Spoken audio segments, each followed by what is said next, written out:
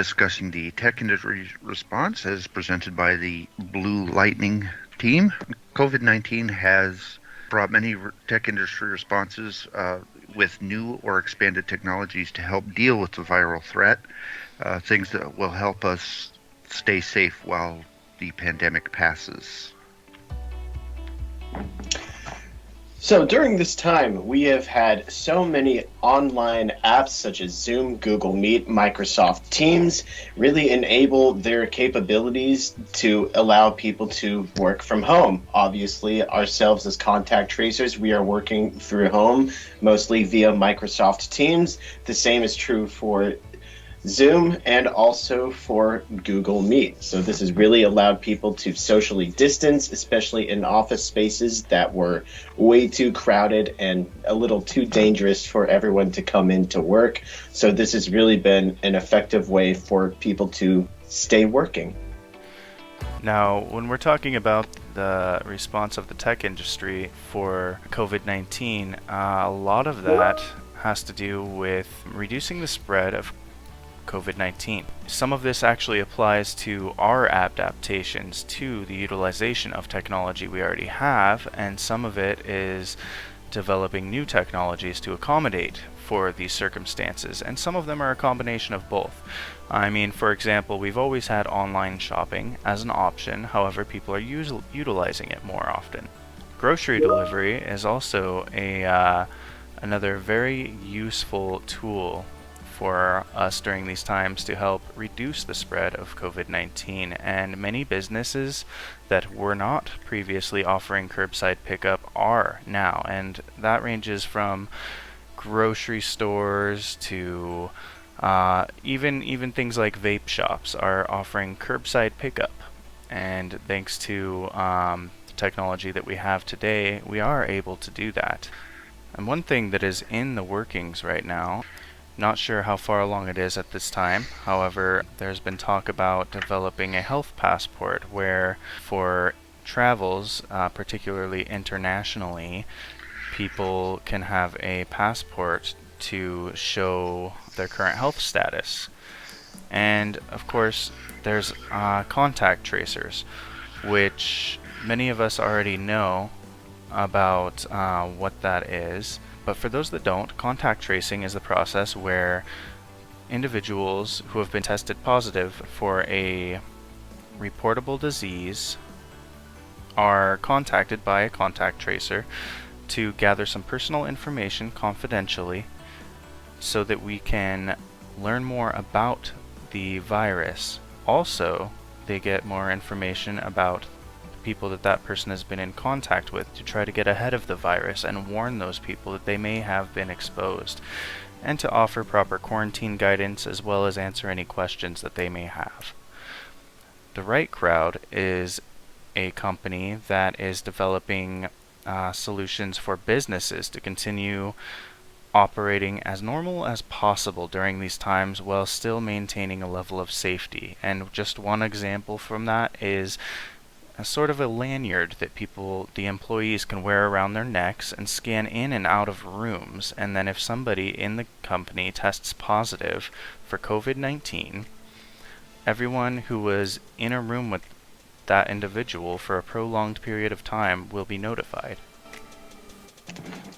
So, online fraud obviously has been happening since the birth of the internet, but especially in this day and age, it is incredibly important for us to all be very mindful and aware of all, not just misinformation that's being spreaded, but also the fact that so many people are trying to take advantage of innocent people during this difficult time for everyone. So there are a bunch of emails from fake DOH or CDC websites claiming to have offers for you. Obviously, the same is true for vaccinations and home test kits, so it's really important before you do anything, especially before you donate money or click on a random link that has been sent to you via social media or email or anything, to always check the source first and always be wary before you really open anything. We take a look at what happened earlier to the the ESD, the Employment Security Department, and how they got affected by not just a Nigerian scam, but also, I believe, a more recent scam as well. So there's a bunch of online fraud happening everywhere, and it's just making things incredibly difficult for everybody. So it is incredibly important to do your research first and make sure you are in the clear before you decide to do anything, especially online. Now, when it comes to the tech industry response, a large portion of that has to do with healthcare and the new tech that is coming out to help during this pandemic and maybe even help in the future.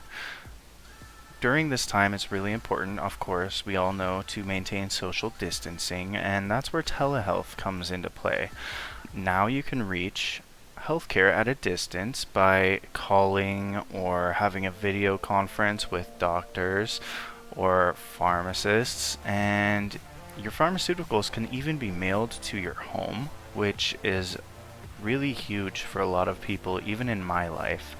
I'm sure everybody knows at least one person that needs their daily medications, and being able to order those and have them delivered through the mail can be really life-changing during these troubled times. Some COVID-19 specific developments with tech in the healthcare field would include all of these new vaccination and testing locations that are popping up just everywhere, which is amazing. We need that. And also for the healthcare workers, they have such a high-risk job right now, especially. They are coming into contact with patients who have COVID-19, and it's really important for them to have the best possible cost-effective personal protection equipment. And more is being developed and distributed to these healthcare professionals that need it the most. And there's even options for home testing kits, but it is really important for you to, again, do your research and check with your healthcare professional and see what their opinion on that one is. I don't know if we're quite ready for home test kits yet, but I have heard some varying things on that as I've done my research on this. There's also a technology now on smartphones. Apple and Google got together and created a cross-platform application or setting, depending on which phone you have, and it is called WA Notify. So for residents of Washington, they can utilize these features and be notified if they were in close contact with another individual who was tested positive for COVID-19, who also had the app active on their phone.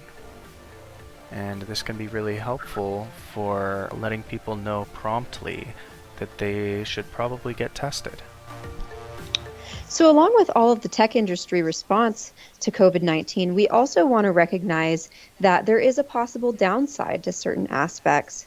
So one downside that this brings up is having things like school and work online potentially brings up the conflict of inequality for families who don't have access to Wi-Fi or multiple computers.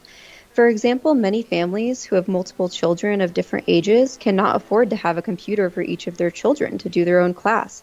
I know I couldn't even afford to get one laptop for school for myself when I was in high school, and school wasn't even online then. There are many programs that offer laptops to students during this time as relief, but even those are running out of resources and are unable to provide a computer for each and every student.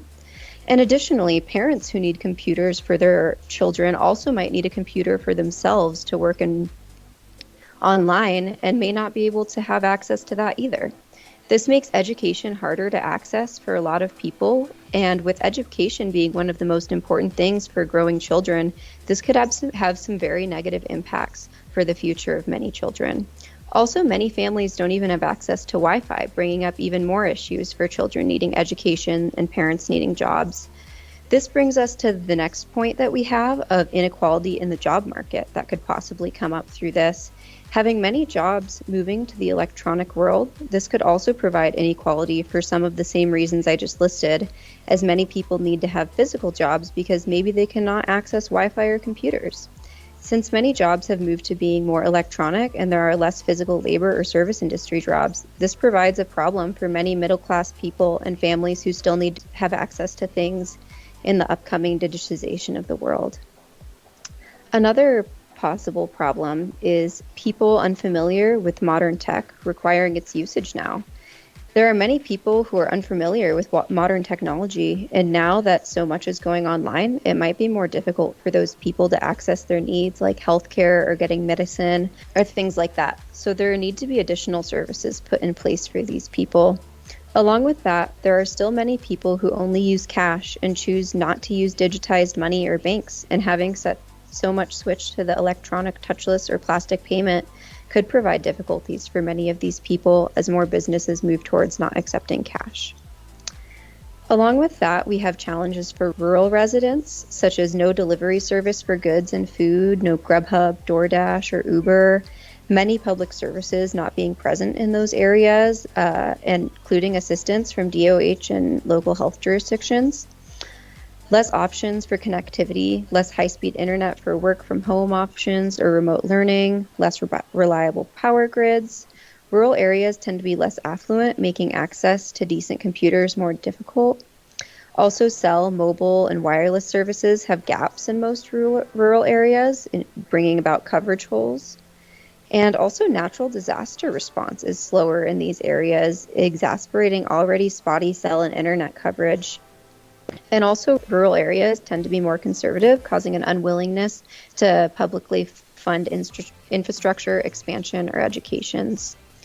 And rural conservatism also instills a distrust of government, especially national government, leading to a rejection of health department guidelines for pandemic reduction or for newer tech solutions. So, looking at the future, what lies ahead in terms of this whole COVID-19 development? The first thing that we have seen is that we have developed vaccines in an absolutely record-breaking time. We as humans have never been able to develop a vaccine this quick as we have with COVID. And this is true for all around the world. Obviously, as we covered in one of the earlier slides, there is so much more accessibility to working from home, which is great for people, especially those at high risk. There are also smart wristbands, not just for patients in places like hospitals that will warn you when you're within 6 feet of one person.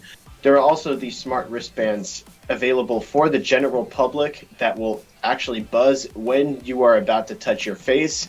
Obviously, we've all been trying to work on minimizing how much we touch our face, rub our nose, rub our eyes. And so these wristbands will give you a buzz if it realizes you are about to do something like this. So there is a lot of promise and positivity to be looking forward to with the future, especially moving forward out of the COVID-19 pandemic and unfortunately getting ready for the next one. Here we have a list of various resources that we have presented today in the slides, especially the pictures. We want to give proper credit to the authors. And special thanks to our wonderful team, the Blue Alchemists, for doing this research and presenting today. Thank you all so very much. You've done fantastic. You are awesome.